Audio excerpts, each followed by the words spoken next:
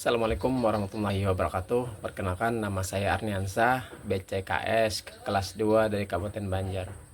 Pada kesempatan ini saya akan memberikan analisis 9 langkah pengambilan keputusan dengan menjawab setiap pertanyaan pada kasus 4 ini. Sebelumnya saya akan membacakan kasus 4. Di perpustakaan sekolah, Rara sedang bertugas sebagai petugas piket kebersihan. Saat sedang merapikan meja, ia menemukan sebuah dompet berisi uang di bawah kursi. Tanpa pikir panjang, Rara mengambil dompet tersebut dan menyimpannya di tas. Menganggap hal itu adalah sebuah rezeki nomplok karena tidak ada orang lain yang melihat. Beberapa saat kemudian terdengar pengumuman dari Bu Busri, guru perpustakaan, bahwa Nina, salah satu siswa kelas lain, kehilangan dompetnya saat membaca buku di perpustakaan. Tari yang kebetulan berada di perpustakaan sejak awal melihat jelas bahwa Rara yang mengambil dompet tersebut dan memasukkannya ke dalam tas. Kini Tari menghadapi dilema. Di satu sisi ia tahu bahwa dompet itu milik Nina dan kejujuran adalah nilai yang harus ditegakkan. Di sisi lain, Rara adalah sahabat dekatnya yang sering menolongnya dalam mengerjakan tugas dan berbagi bekal setiap hari. Jika Tari melaporkan hal tersebut atau menegur Rara, besar kemungkinan hubungan mereka akan rusak dan Rara tidak akan bersikap baik lagi kepadanya. Berdasarkan kasus tersebut, saya melakukan analisis 9 langkah. Yang pertama, langkah 1, apa saja nilai-nilai yang saling bertentangan dalam kasus 4? Jawabannya nilai kejujuran dan nilai keadilan. Mengembalikan dompet kepada pemiliknya berlawanan dengan kesetiaan terhadap sahabat atau menutupi perbuatan Rara demi menjaga hubungan pertemanan.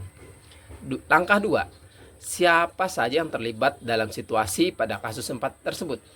Jawabannya ada Tari, ada sebagai saksi, kemudian ada Rara yang menemukan dompet tersebut. Juga ada Busri, guru perpustakaan, dan warga lainnya. Langkah ketiga, fakta apa saja yang relevan dengan situasi pada kasus 4? Jawabannya, dompet milik Nina hilang di perpustakaan. Tari melihat Rara memasukkan dompet ke dalam tas. Fakta berikutnya, Busri mengumumkan kehilangan dompet. Fakta berikutnya, Rara adalah sahabat dekat Tari. Kemudian langkah keempat, pengujian benar atau salah yang mana bisa dilakukan.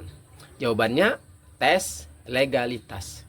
Mengambil dompet orang lain adalah salah menurut aturan sekolah dan hukum. Kemudian tes publikasi. Jika orang lain tahu, Tari diam saja, maka kejujurannya akan dipertanyakan. Tes panutan. Jika guru, orang tua berada di posisi Tari, mereka pasti akan meminta dompet tersebut untuk dikembalikan. Langkah 5. Pengujian paradigma benar lawan benar yang mana yang bisa dilakukan? Jawabannya, kebenaran PS kesetiaan. Jujur melapor atau setia pada sahabat. Individu PS kelompok. Kepentingan Rara versus keadilan bagi Nina dan warga sekolah. Langkah 6. Prinsip resolusi mana yang bisa dilakukan? Jawabannya, prinsip berbasis aturan role based thinking. Dompet harus dikembalikan karena itu aturan moral yang jelas. Prinsip berbasis kepedulian, care thinking. Kalau Tari ada di posisi Nina, ia pasti ingin dompetnya dikembalikan. Selanjutnya, langkah ke-7. Adakah opsi lain yang lebih kreatif, adil, dan bijaksana yang bisa dilakukan? Jawabannya pasti ada. Dengan cara Tari menegur si Rara secara pribadi, secara face to face, tanpa sepengetahuan orang lain. Bagaimana caranya agar si Rara bisa mengembalikan dompet Nina tanpa harus melakukan laporan kepada pihak sekolah atau pihak Busri, sehingga masalah bisa selesai tanpa merusak pertemanan. Langkah ke-8, apa keputusan akhir yang ibu bapak ambil sesuai analisis kasus 4? Jawaban saya pasti saya akan meminta Rara mengembalikan dompet kepada pemiliknya secara baik-baik. Kemudian jika Rara menolak, maka saya sendiri yang akan melaporkan ke Busri untuk menjaga nilai kejujuran dan keadilan. Langkah 9. Pelajaran apa yang ibu bapak dapatkan dari pengambilan keputusan ini dan bagaimana pelajaran tersebut dapat memperbaiki pengambilan keputusan ibu bapak di kemudian hari. Jawaban saya belajar bahwa menjaga integritas itu lebih penting daripada menjaga kenyamanan dalam pertemanan. Karena keputusan yang mungkin berat di awal, tetapi ini akan membangun kepercayaan kita ke depannya.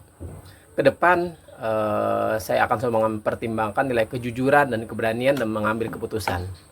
Sekian tugas dari saya, Arniansah dari Kabupaten Banjar. Terima kasih. Assalamualaikum warahmatullahi wabarakatuh.